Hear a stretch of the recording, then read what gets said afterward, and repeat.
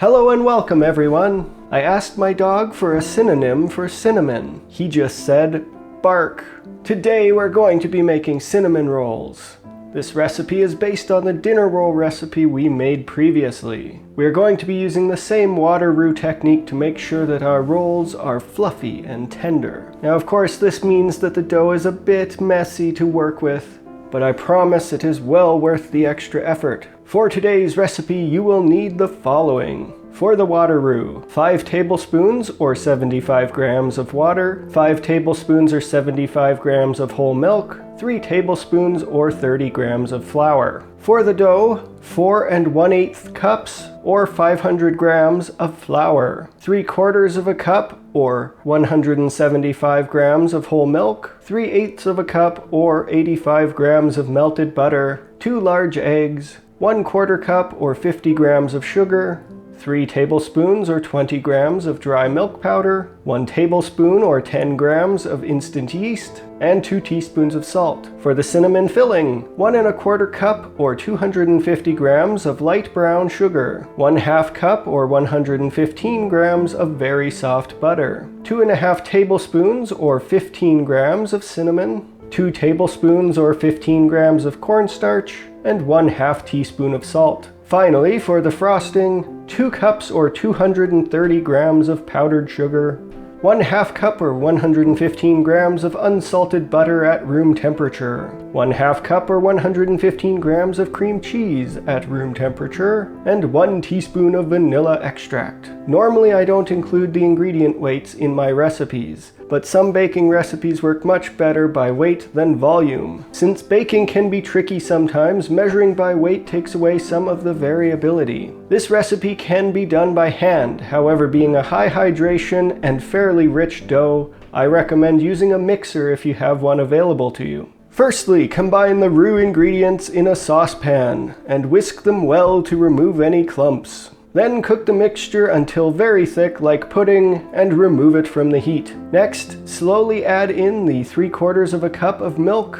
and whisk it together with the roux until everything is fully dissolved and there are no clumps of roux left. Then add in the sugar and stir until it is fully dissolved. Finally, add the melted butter and the eggs and whisk it until everything is fully incorporated. In the bowl of your stand mixer, combine the flour, powdered milk, yeast, and salt. Mix them all together, then dump in the wet ingredients and give everything a light mixing. Attach the dough hook to your stand mixer and then knead the dough until everything has come together. You can use a scraper as needed to scrape down the bowl to make sure no flour is left at the bottom of the mixing bowl. Once a loose dough has formed, stop the mixer, cover the mixing bowl with plastic, and allow the dough to sit for 15 minutes to fully hydrate. This will make the kneading step much easier. When the 15 minutes have elapsed, remove the plastic and begin to knead the dough on medium-low speed for about 10 minutes. The dough will be very sticky due to the high hydration and high fat content. However, resist the urge to add more flour. When kneading is complete, the dough should be somewhat sticky, but not unworkably so. And it should also easily form a taut ball when handled with lightly oiled hands. Form the dough into a ball and transfer it to a lightly oiled large bowl or back into the mixing bowl. Cover with plastic and allow it to rise in a warm place until it has doubled in volume. This takes roughly about 1 hour. While the dough rises, you can prepare the cinnamon sugar filling. Combine the brown sugar, cinnamon, cornstarch, and salt, and then whisk them together until they are a homogeneous mixture. You can break up any big clumps of sugar by rubbing it between your hands. Then cover it and set it aside. Once the dough has doubled in size, punch it down and dump it out onto a large work surface. Then we are going to form and roll the dough out into a large rectangle, roughly about 16 by 18 inches. Once the rectangle has been formed, evenly spread the soft butter over the surface of the dough. Leave about a 1 to 1.5 inch gap unbuttered across the top of the long edge of the dough. Once buttered, sprinkle over the cinnamon sugar mixture, making sure not to sprinkle any in the unbuttered section. Then smooth the cinnamon sugar either with your hand or by gently rolling with a rolling pin. Lightly rolling over it with a rolling pin really helps to get the filling to stick to the butter.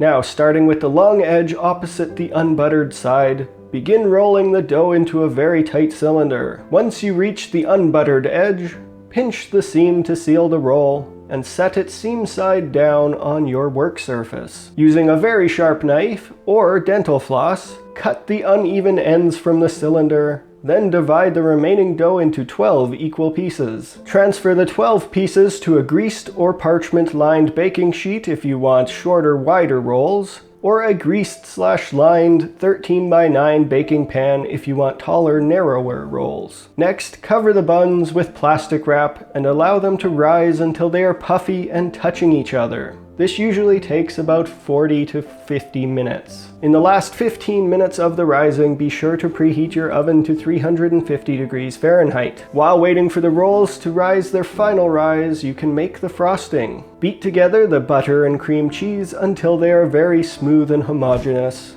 Then slowly add in the 2 cups of powdered sugar and beat until the frosting is light and fluffy. Finally, add in the vanilla and give it another good mix. Once the frosting is prepared, you can cover it and set it aside for later.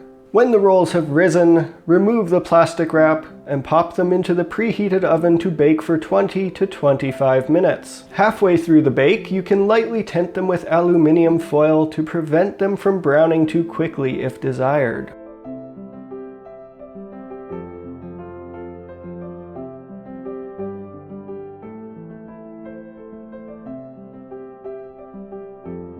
Once baked, remove the rolls from the oven and set them on something that is heat resistant. The rolls are done when they reach an internal temperature of about 190 degrees Fahrenheit, or a wooden toothpick/skewer inserted into their center can go in and out smoothly with no resistance and come out clean. Then you're going to spread some of the frosting over the warm buns. This will let this frosting partially melt into the rolls, making them nice and gooey. Let the rolls cool for about 5 minutes, then serve them warm with extra frosting on the side if desired. And here you have it, the finished cinnamon rolls. These rolls are light and fluffy and packed full of cinnamony goodness. Once the rolls have fully cooled, they can be stored in an airtight container to keep them fresh. They will keep for a few days at room temperature and can be easily rewarmed in the microwave to make them fluffy and gooey again. Now, hopefully today's recipe inspired you, and if it did, be sure to hit the like button and subscribe to the channel. Also, don't forget to leave comments, suggestions,